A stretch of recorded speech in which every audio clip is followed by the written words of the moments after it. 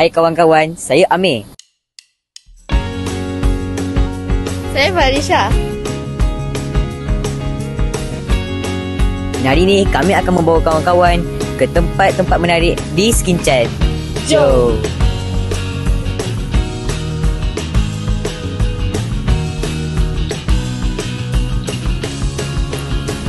Ba, Oh, kejut. Amir, awak tengah buat apa ni? Saya tengah main buai ni. Skinchan ni kan sinonim dengan sawah padi. Aman, damai, tenteram. Senanglah nak cari ilham. Oh, padi-padi ni nak bawa ke mana? Padi-padi ni lepas dituai akan ke... kalau awak nak tahu, ini segala nasi-nasi beras-beras yang awak makan tu, daripada sinilah prosesnya. Oh, macam tu.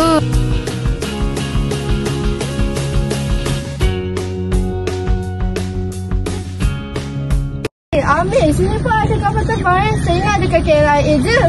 Tapi awak tahu tak, yang ni merupakan salah satu tarikan pelancong dekat Puncak Selangor ni tau. Kat sini, awak boleh ni, OTP.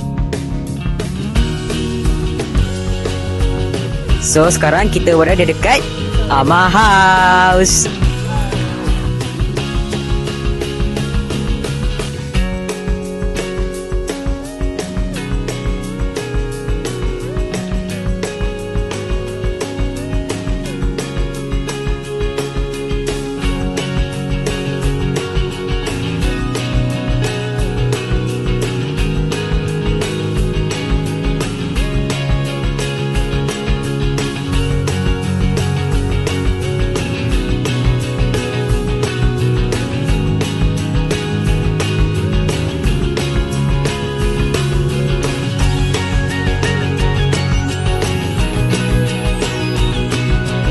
Okey, kat sini juga menyediakan kelebihan untuk bersia-sia dekat ni, kawasan Miller Garden ni. Basikal dia banyak jenis, ada yang dewasa, remaja, maupun kanak-kanak. Yeah.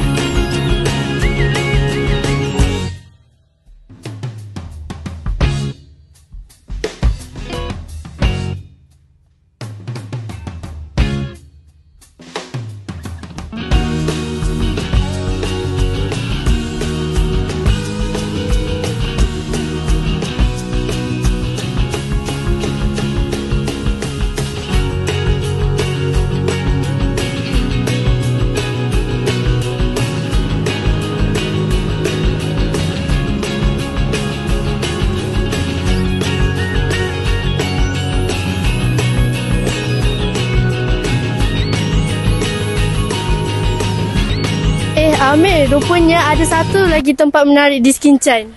Saya ingat Skinchan ni ada sawah padi je. Rupa-rupanya ada pantai juga.